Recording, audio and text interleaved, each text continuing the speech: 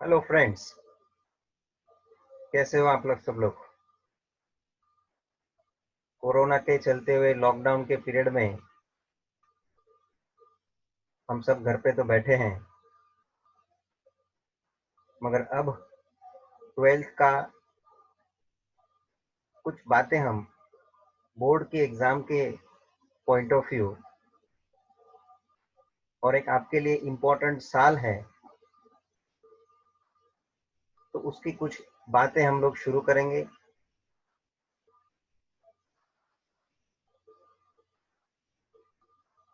I am going to talk about subject mathematics and statistics. As you know, there are two parts. We are going to discuss the syllabus, content, and the chapter covered in these both parts. Especially, we need to understand those chapters also which are connected with your 11th standard. बच्चों, कुछ chapter का 11 से खास करके कुछ ऐसे chapter है जो जिसका लिंक है, और मैंने 11th के टाइम में भी बोला है कि कुछ ना कुछ कनेक्शन इस चैप्टर्स के आपको 12th में मिलेंगे देखने को।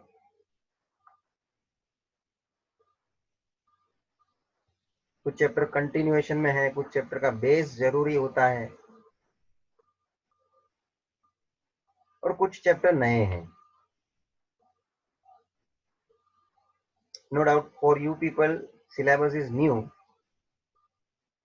इतने सालों से इन लोग सिलेबस चेंज करते रहते हैं, टॉपिक यहाँ से यहाँ करते रहते हैं।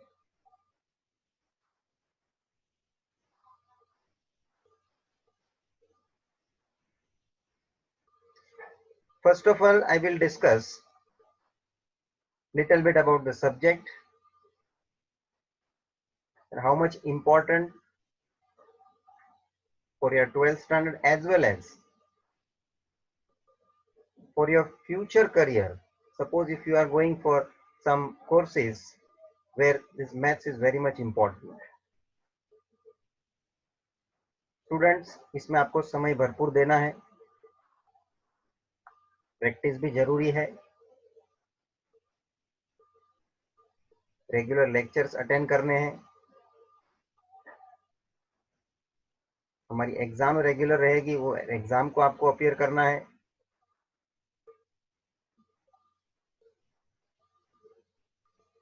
कुछ भी मिस होता है तो आप ये समझ लेना कहाँ ना कहाँ आपका लॉस होता है, तो ये इरेगुलरिटी को अवॉइड करने की कोशिश करेंगे। स्टूडेंट्स,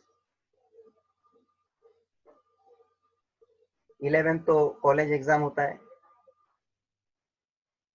थोड़ा थोड़ा सिलेबस के हिसाब से आगे चलना पड़ता है।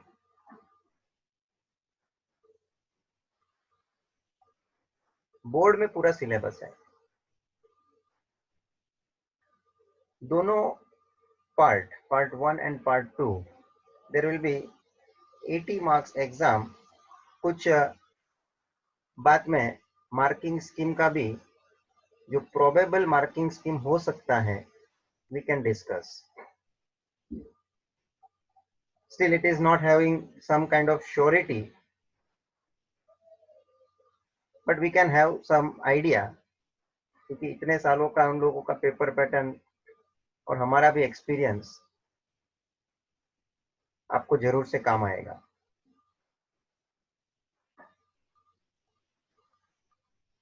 Students, there may be possibility of 40 marks for each paper, part 1 and part 2.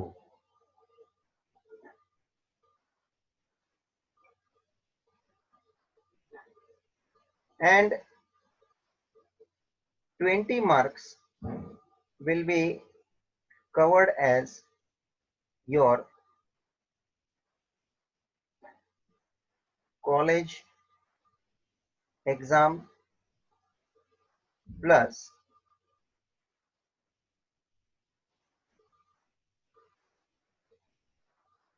journal submission.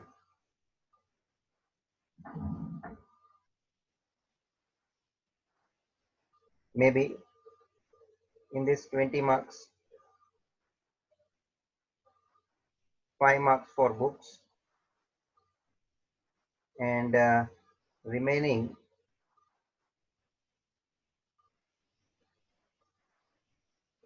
will be class test, 15 marks.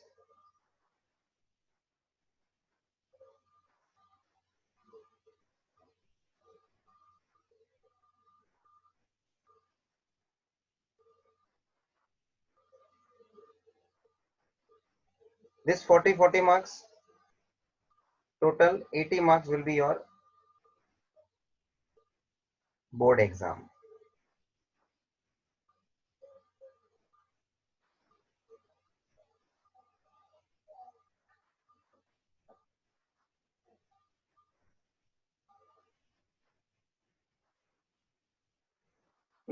और इसमें आपको पूरा सिलेबस आना है.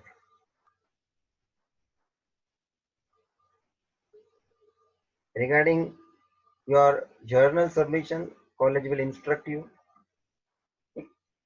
College will take that class test of 15 marks. About also they will instruct you.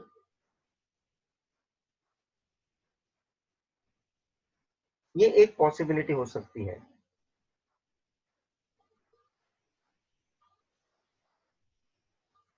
Now we move towards our syllabus discussion, where we just take an overview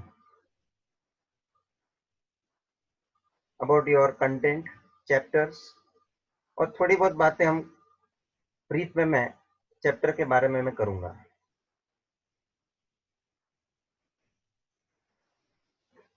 Let us take maths part 1.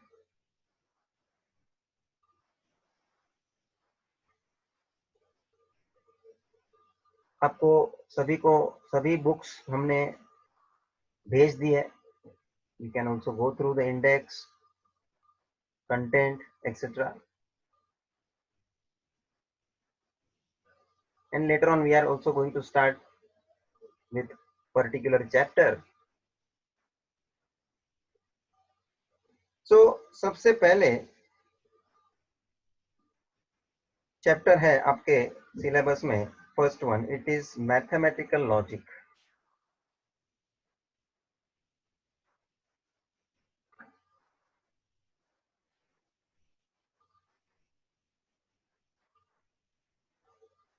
Students, you supposed to have some logical understanding.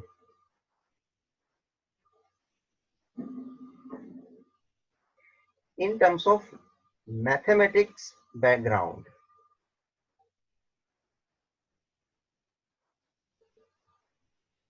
इसमें काफी कुछ concepts हैं. We will deal when we start this particular chapter.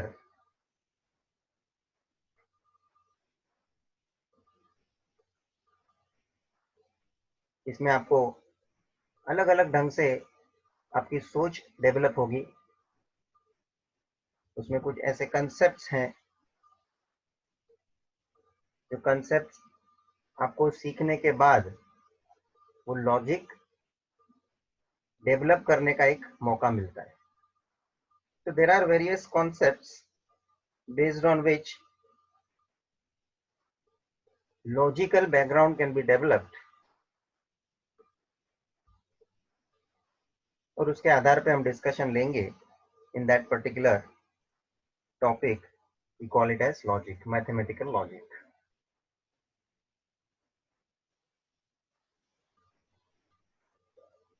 Topic number 2, matrices. Students, कुछ लोगों ने school वगैरह में ये टॉपिक को किया भी हो सकता है।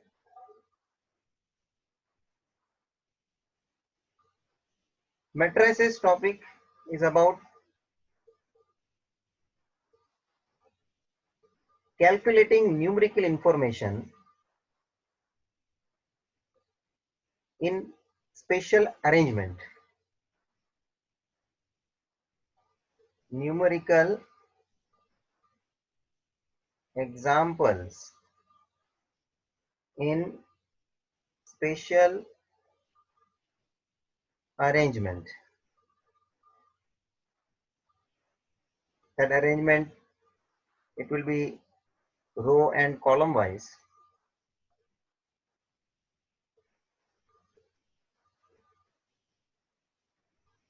स्टूडेंट, बहुत सारी इंफॉर्मेशन हम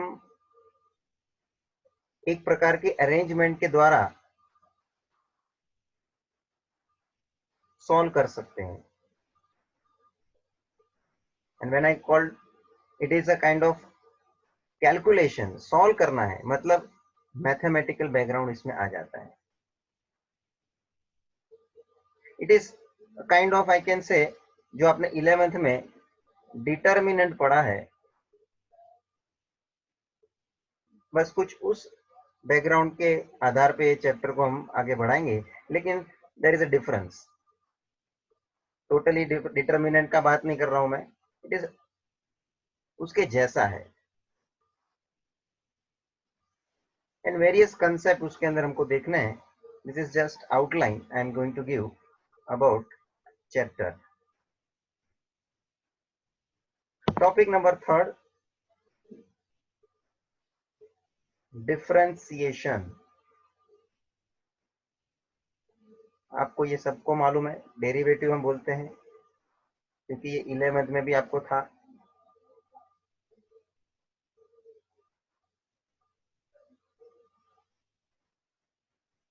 और खास मैंने इसको इम्पोर्टेंट मार्क करवाया था, क्योंकि मैंने बोला था कि ये 12th में कंटिन्यू होने वाला है। हमने लास्ट में 11th के भी ऑनलाइन लेक्चर जो रिवीजन के पॉइंट ऑफ व्यू लिए थे, उसमें भी मैंने ये टॉपिक कंप्लीट किया है।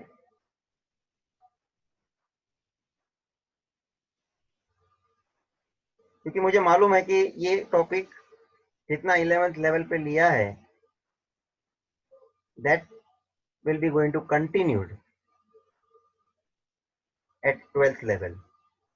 भाई साहब, 11th में आपने जो भी डेरिवेटिव का पार्ट पढ़ा है, उसके बाद 12th में इसको कंटिन्यूएशन मिलेगा।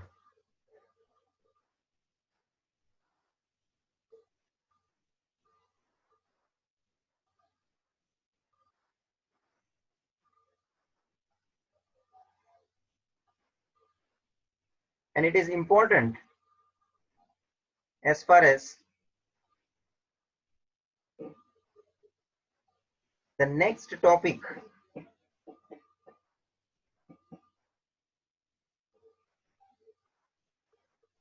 which is application of derivative। इसमें ये डेरिवेटिव टॉपिक का आपको भरपूर उपयोग देखने मिलेगा, क्योंकि बेसिकली एप्लीकेशन मतलब उसका use.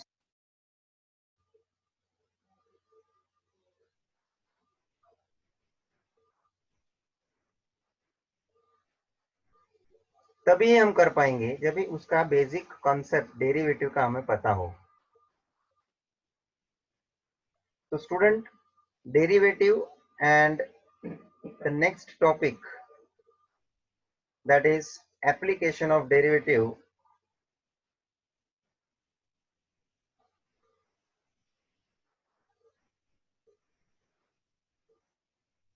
are interlinked, interconnected।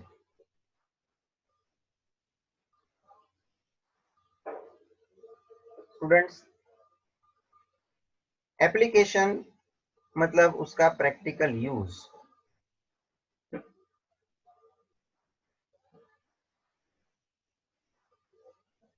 Derivative, as you know, it is a topic where we find change in one variable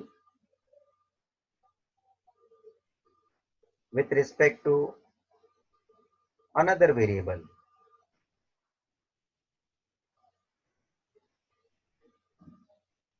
तो हमने कुछ बातें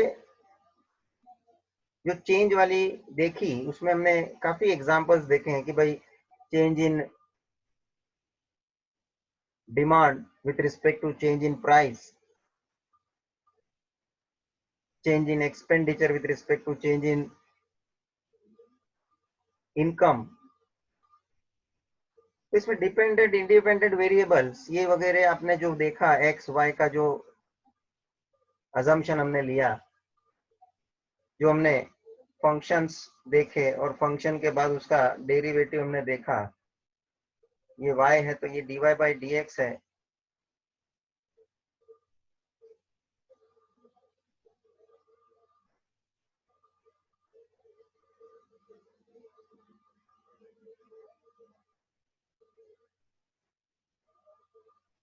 तो ये डेरिवेटिव कैसे निकाला जाता था ये हमने 11th में बेसिक सीखा है। 12th में और डेरिवेटिव के कुछ कंसेप्ट समझने हैं, और बस वही कंसेप्ट के आधार पे कुछ एप्लीकेशंस,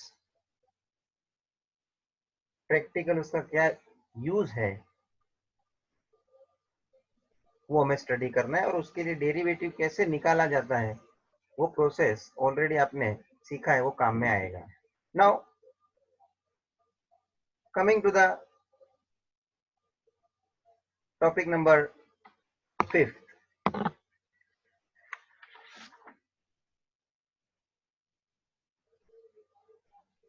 जो थर्ड टॉपिक का रिवर्स है, we call it as integration.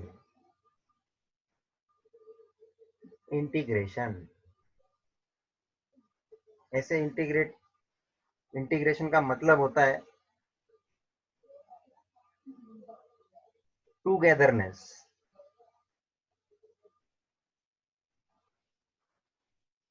वापस से हमको जोड़ना है, मतलब जो डेरिवेटिव हमने फाइंड किया हुआ है उस प्रोसेस का रिवर्स प्रोसेस, उसको हम बोलते हैं एंटी डेरिवेटिव। एंटी मतलब उसका अपोजिट, रिवर्स प्रोसीजर। तो इंटीग्रेशन इंपॉर्टेंट टॉपिक है, और इस इंटीग्रेशन के रिलेशन में 6th टॉपिक है, we call it as definite integration. Definite integration, जो कि ऊपर वाले टॉपिक 5th टॉपिक जो खाली इंटीग्रेशन हम लोग बोल रहे हैं, इसको हम बोलेंगे इनडेफिनेट। इनडेफिनेट का मतलब है नॉट फिक्स, और डेफिनेट का मतलब है फिक्स। हम लोग बोलते हैं ना definitely I will be there, तो फिक्स बात होती है। और इनडेफिनेट मतलब यहाँ भले इंटीग्रेशन लिखा है, इसका 5th टॉपिक का पूरा नाम हमको इस तरह से पढ़ना है, इनडेफिनेट इंटीग्रेशन, और 6th है definite integration.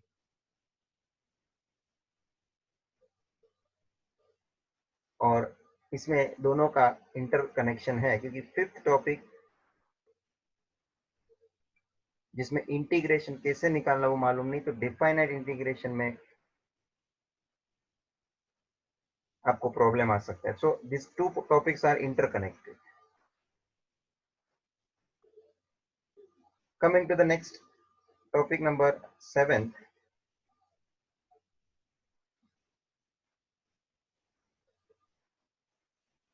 that is application of definite integration। Application, again जैसे एप्लीकेशन ऑफ डेरिवेटिव था,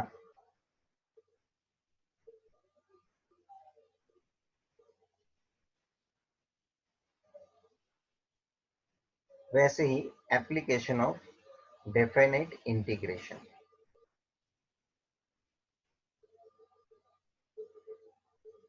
इसमें कुछ ज्योमेट्रिकल एप्लीकेशन कवर किए हुए हैं। There is as such no commercial application.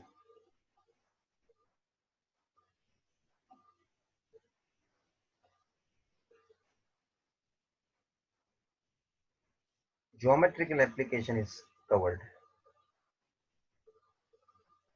Finding of area, volume, etc. हम उसको डिस्कस करेंगे।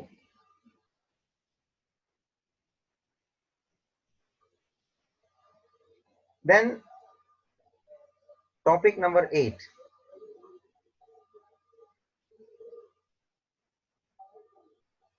that is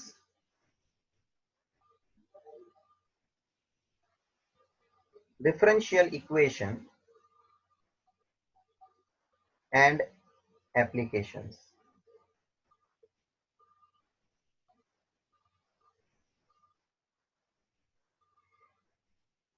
ये टॉपिक दोनों डेरिवेटिव और इंटीग्रेशन को कवर करती है। इस दोनों कॉन्सेप्ट का उसमें यूज है। Will see to it what are the overall chapters I have discussed in part 1. There are total 8 topics.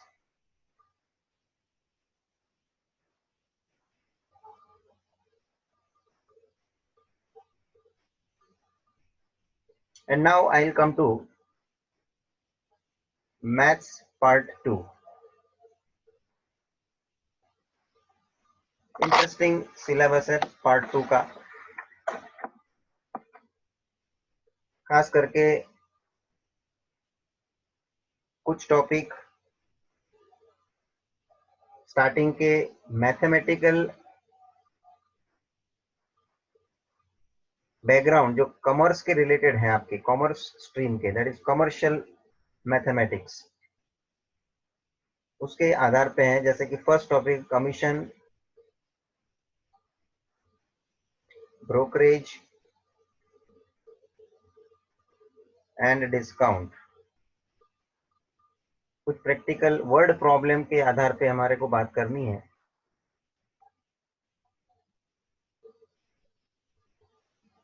Commission brokerage एक प्रकार से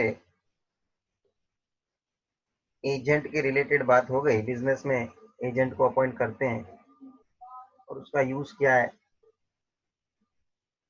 तो थियोरेटिकल बैकग्राउंड आपको मालूम है, but we have to calculate certain things as per the given information।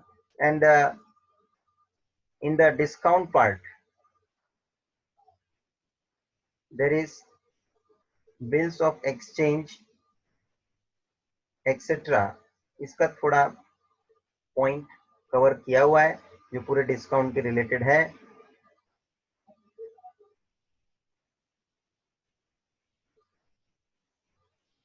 जो कुछ theoretically आपने अकाउंट में भी बिल्स ऑफ एक्सचेंज की बातें सीखी है उसी आधार पे, लेकिन उसका पूरा जो डिस्कशन होगा यहाँ मैथमेटिकल कैलकुलेशन के बेसिस पे किया जाएगा।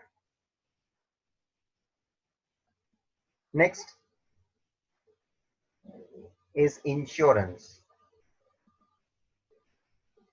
भाई साहब, बिजनेस में रिस्क होता है और उस रिस्क को कवर करने के लिए हम इंश्योरेंस पॉलिसी लेते हैं। Business as well as personal level पे भी हम इंश्योरेंस पॉलिसी लेते हैं अपने लाइफ के बारे में, लाइफ इंश्योरेंस जिसको हम बोलते हैं। उसके कुछ मुद्दे यहाँ पे हम लोगों को कैलकुलेशन में लाने हैं। पहले थोड़ा थियोरेटिकल एस्पेक्ट रहेगा और फिर उसकी क्वेश्चंस जो वर्ड प्रॉब्लम के बेसिस पे कवर करने हैं।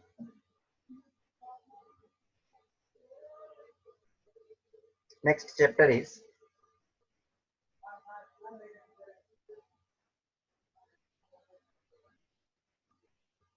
इसी में इन्होंने एक टॉपिक कवर किया है annuity, that is insurance and annuity is a one chapter, but the annuity topic is different. Annuity means part payment. आप लोगों ने लोन लिया है तो लोन का आप हफ्ता भरते हो, तो आपको कितना हफ्ता और एक एक हफ्ता कितने का भरना है ये पता होना चाहिए। तो बैंक आपको बता देती है, लेकिन ये एन्युटी का कैलकुलेशन कैसे होता है? पार्ट पेमेंट, तो लोन लिया है and we are paying back in the part, that is also part payment, as well as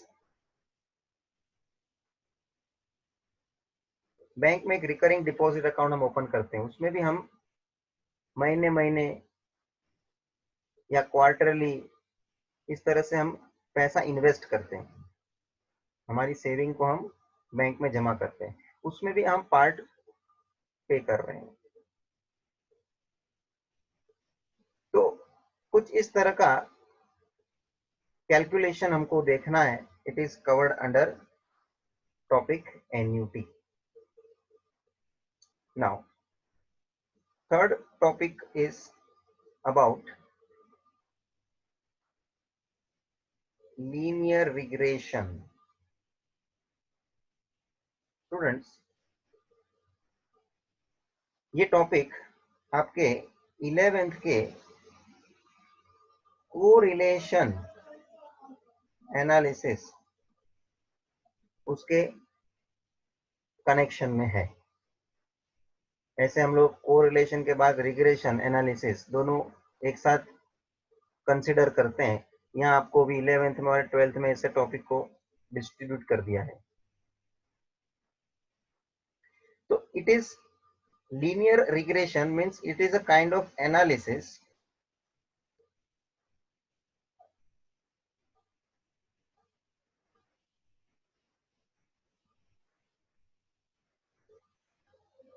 where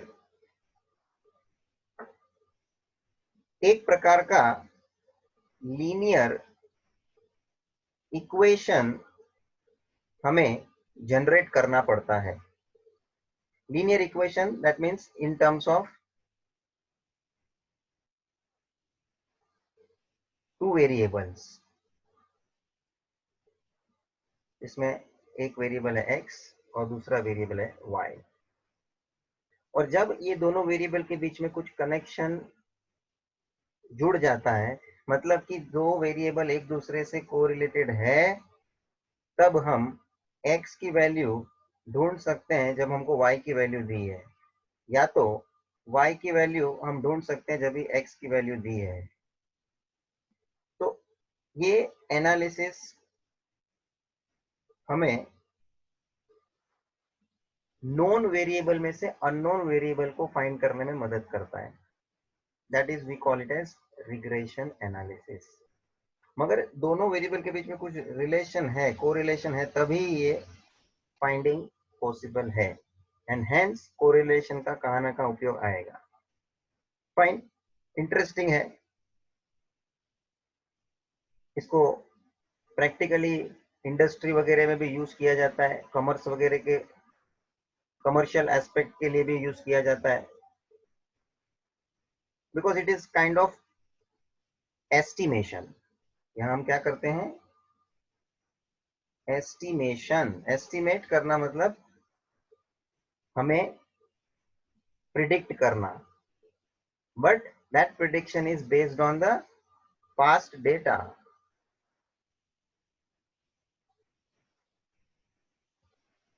okay, moving towards fourth topic,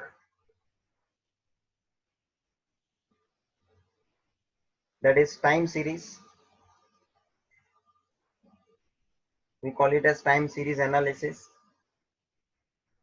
जैसे कोरिलेशन, रिग्रेशन, ये सब भी स्टैटिस्टिकल टॉपिक्स हैं। Time series is also statistical analysis, जिसमें timely data को collect किया जाता है और फिर फ्यूचर में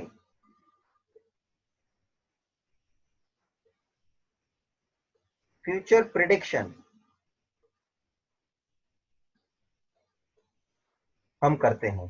जैसे कि इसका उपयोग ज्यादातर करके शेयर मार्केट में हम देखते हैं कि कोई भी कंपनी के शेयर का प्राइस किस तरह से अप डाउन होता है,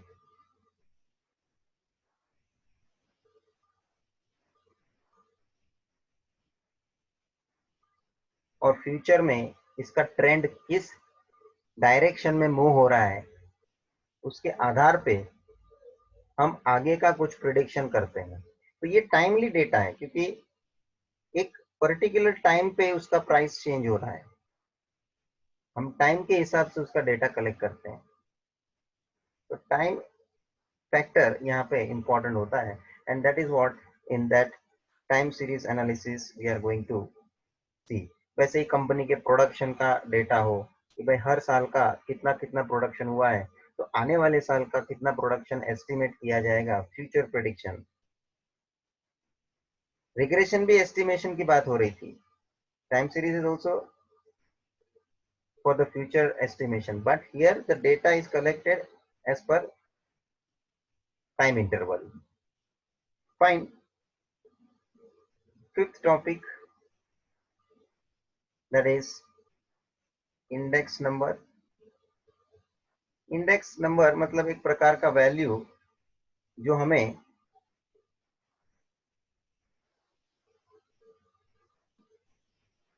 चेंज शो करता है। Change in the sense it may be positive change, it may be negative change.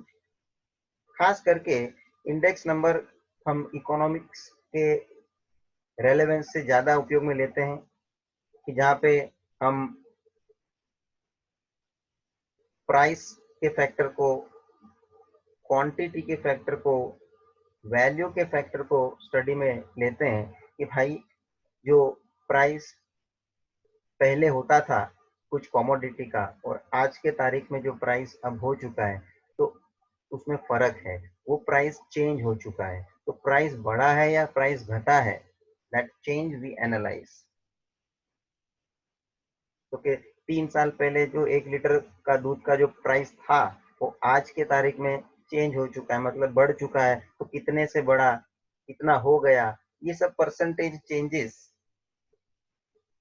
Percentage में हम ज्यादा करके फाइंड आउट करना है, क्योंकि परसेंटेज हम लोगों को कन्वीनियंट होता है इंटरप्रेट करना। सो देयर में भी चेंज इन द क्वांटिटी, उसके बाद वैल्यू भी चेंज है, जैसे क्वांटिटी का कंजम्पशन चेंज होता है। तो इंडेक्स नंबर इस प्रकार से चेंज को इवेल्युएट करता है, and various methods, various techniques for finding index number in various criteria we have to see. Further, topic number 6, it is about linear programming. We call it as linear programming problem. In short, we also say LPP. Students, यहाँ पे थोड़ा बहुत आपको linear inequality in equation, I need to say this because ये chapter आपने 11th में किया है। लीनियर इनइक्वेशन, इसमें इनइक्वालिटी का हम उपयोग करते थे। कहाँ ना कहाँ थोड़ा बहुत उपयोग उस टॉपिक का इसमें देखने मिलेगा, मगर पूरा टॉपिक कमर्शियल एंगल से एक प्रकार से मैनेजमेंट मैथमेटिक्स है। इसको हम दूसरे शब्द में क्या बोलते हैं,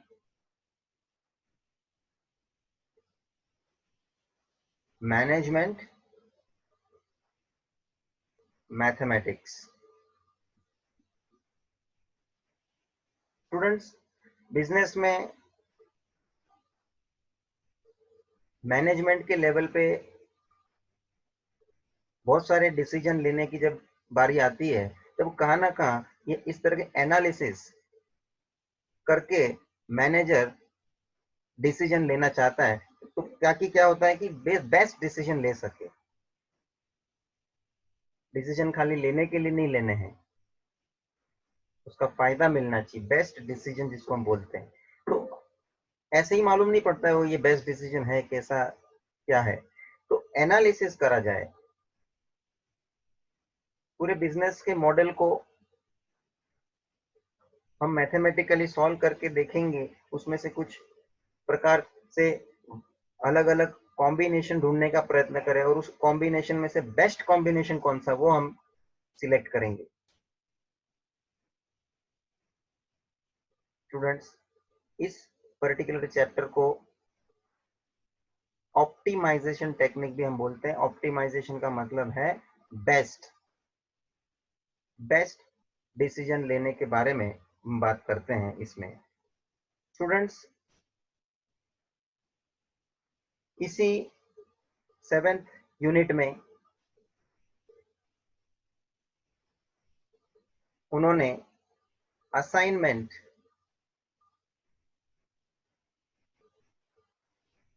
एंड सीक्वेंसिंग ये टॉपिक कवर किया है, chapter number 7, assignment and sequencing. Students, assignment means to assign what, कि भाई किसको क्या काम दिया जाए। टू असाइन वर्क, कि भाई सब लोग बिजनेस में जो एम्प्लॉयज है सब लोग काम कर रहे हैं, सबको सब काम करने को आता है, लेकिन हम वो काम उसी बंदे को देंगे जो हमें वो काम कम समय में करके देगा। भाई साहब, ये मैनेजर का जवाबदारी है किसको क्या काम दिया जाए और उस काम को कितने कम टाइम में हम करा सकते हैं। उससे क्या होता है फायदा बिजनेस को कि कम टाइम में काम हो गया तो दूसरा नया काम हम लोग उस एम्प्लॉय को दे सकते हैं और उतने ही टाइम में हम ज्यादा काम करवा सकते हैं। Again this is optimization technique. Optimization मतलब टू गेट द बेस्ट, और इससे तो बिजनेस का फायदा होता है। तो असाइनमेंट का ये टॉपिक जो है, again this is the management mathematics, we also call it as operation research. Business के ऑपरेशन को किस तरह से टैकल करना है इस टेक्निक से हमें मालूम पड़ता है। Then coming to sequencing. Sequence मतलब एक प्रकार से ऑर्डर नक्की करना है। ऑर्डर, किसका ऑर्डर? क्योंकि काम जो हम करने वाले हैं उसका एक ऑर्डर नक्की किया जाए, ऑर्डर ऑफ वर्क, ताकि जितने भी काम हम कंप्लीट करने वाले हैं उस काम को कंप्लीट करने के लिए हम कम समय का उपयोग कर सके। मतलब हिसाब सीधा है कि भाई मेरे पास 6-7 काम है, वो 7 काम को कंप्लीट करना है, तो मैं वो कौन से ऑर्डर से करूं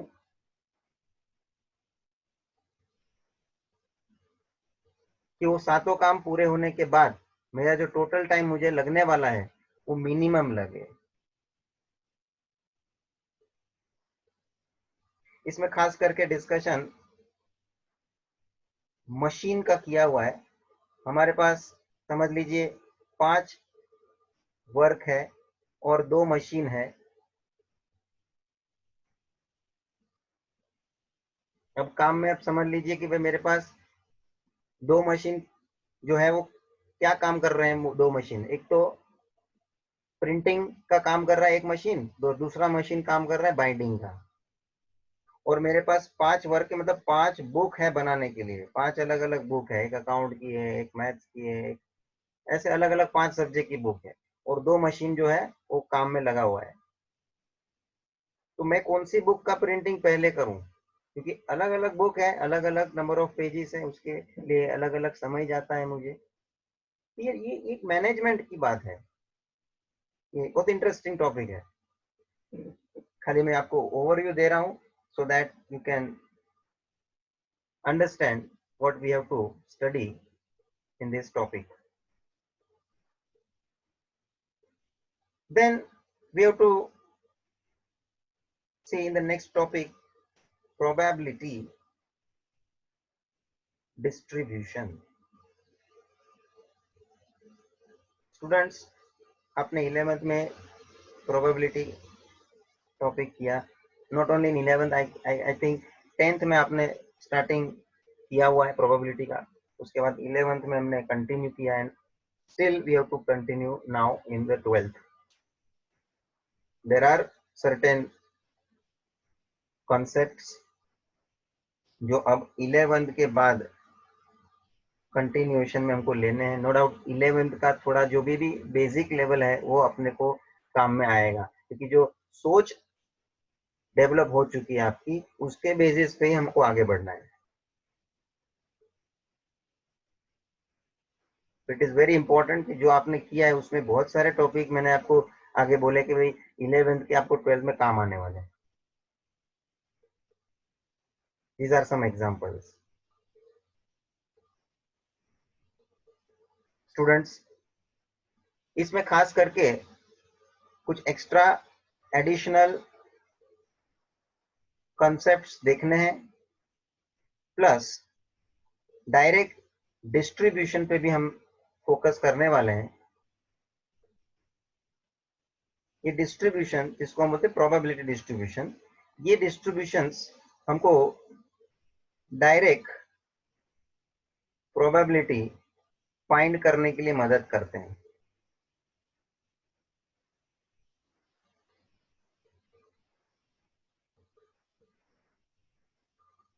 कुछ ऐसी सिचुएशन है कि जिसमें हमने डिस्ट्रीब्यूशंस रेडी किए हुए हैं, जिसको बोलते हैं कि मॉडल रेडी किया हुआ है. बस मॉडल में कोई ढांचा बोलते हैं हम,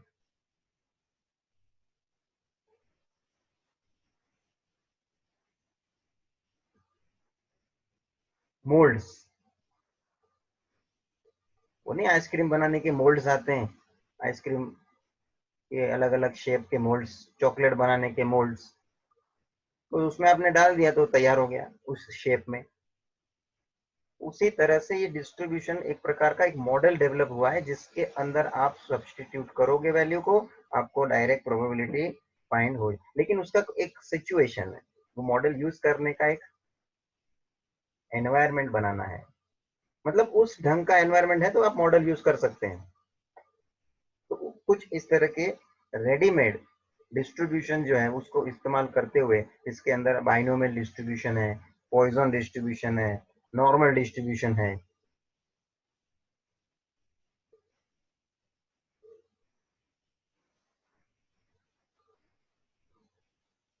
ये कुछ टाइप के डिस्ट्रीब्यूशंस हैं which we have to study and उसके रिलेटेड प्रॉब्लम्स हमको करने हैं. तो 8 topic here for maths 2. Here your maths part 2 topic is covered. तो 8 चैप्टर आपको मैथ्स पार्ट 1 में हमने देखे, 8 चैप्टर हमने मैथ्स पार्ट 2 में, टोटल 16 चैप्टर है आपको.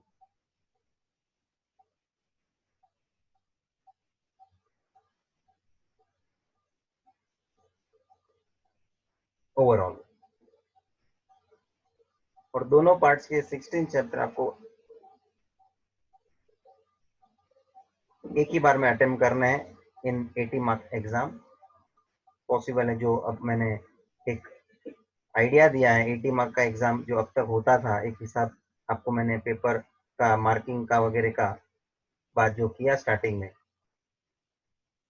तो ये बहुत जरूरी है कि 16 के 16 चैप्टर एक साथ जब अटेम्प्ट करने के लिए हमको तैयारी में लेने हैं पेपर को, तो जरूरी है आप थॉरली इसका प्रिपरेशन होना जरूरी है कि भाई टेक्स्ट बुक के हर एक क्वेश्चन को हम सॉल्व करेंगे,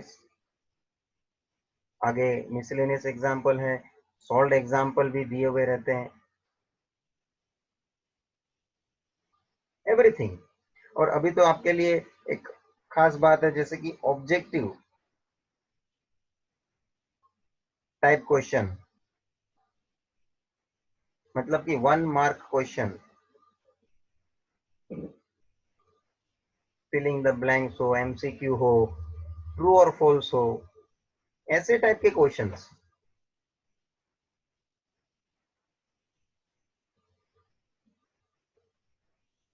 जो आपका थियोरेटिकल नॉलेज भी टेस्ट कर लेता है, क्योंकि बहुत से ऑब्जेक्टिव क्वेश्चंस रहते हैं जो मैथमेटिकल बेसिस पे खाली कैलकुलेटिव एंगल से नहीं पूछे जाते हैं, थियोरी आपकी जो है वो कितना स्ट्रांग है वो भी मायने रखता है। तो वेरी इंपॉर्टेंट कि जो भी चैप्टर आप पढ़ रहे हो उसके अंदर का जो थियोरी पार्ट है plus practical, both are very much important.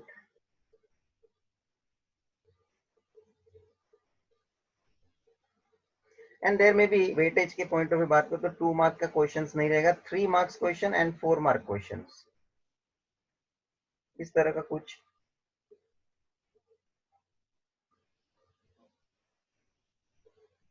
Weightage का स्प्लिट अप हो सकता है।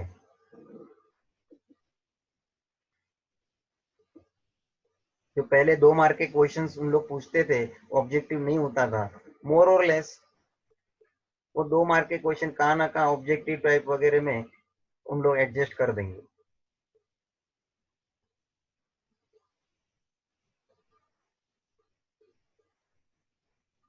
तो यहाँ आपने पूरा देखा कि किस तरह से हर एक टॉपिक को हम लोग डिटेल में स्टडी में लेने वाले हैं। No doubt we are going to have thoroughly, जिसके अंदर की सब टाइप के questions as well as board के क्वेश्चंस, कहाँ ना कहाँ कुछ अलग टाइप के क्वेश्चंस उन्होंने ऑलरेडी बोर्ड में पूछे हैं। These all type of questions also we are going to cover. No doubt our first objective is to focus text book, textual content, but on and above I am going to give you some additional part, something extra which I always used to give। Board exam के को ध्यान में रखते हुए उस प्रकार से मैं पूरा जो एडिशनल पार्ट जहां पे भी जरूरत है वहां मैं देने की कोशिश में रहूंगा। नो डाउट लॉकडाउन खत्म हो जाएगा फिर तो हम लोग पर्सनली क्लास में भी मिलेंगे, we will have proper work, लेकिन ये डिजिटल में भी बहुत एक्स्ट्रा ऑर्डिनरी काम हमको करने की इच्छा हो जाती है। जिस तरह से हम लोगों ने ये प्लेटफॉर्म डेवलप किया है, you will realize that it is very much impactful, आपको एकदम ही असरकारक लगता होगा, because I am also in front of you, आपको फेस करके मैं बैठा हूँ, आप लोगों का भी फेसिंग मेरे सामने रहेगा और कंटेंट भी सामने है, जो बोर्ड हमने रखा है, that all both the things. तो एक प्रकार से हमारा इंटरेक्शन भी बना रहेगा and you will enjoy this type of lecture जो हमने ऑनलाइन सेशन ये सब रेडी किए हुए हैं। You will find it is very much exceptional and it is different. तो स्टूडेंट्स, यहाँ मैं लेक्चर मेरा समाप्त कर रहा हूँ। मैंने आज इस लेक्चर इंट्रोडक्शन में खास तौर पे मार्किंग स्कीम किस तरह से हो सकती है, पेपर का एक प्रकार से चैप्टर का कंटेंट का अलग अलग टॉपिक में क्या क्या हम लोग स्टडी करने वाले हैं, topic wise I have discussed and in each part you have 8 topics. Detail में हम जाएंगे तभी हर एक टॉपिक के बारे में हम लोग बातें करेंगे। तो here students I am concluding, stay home, stay safe, thank you.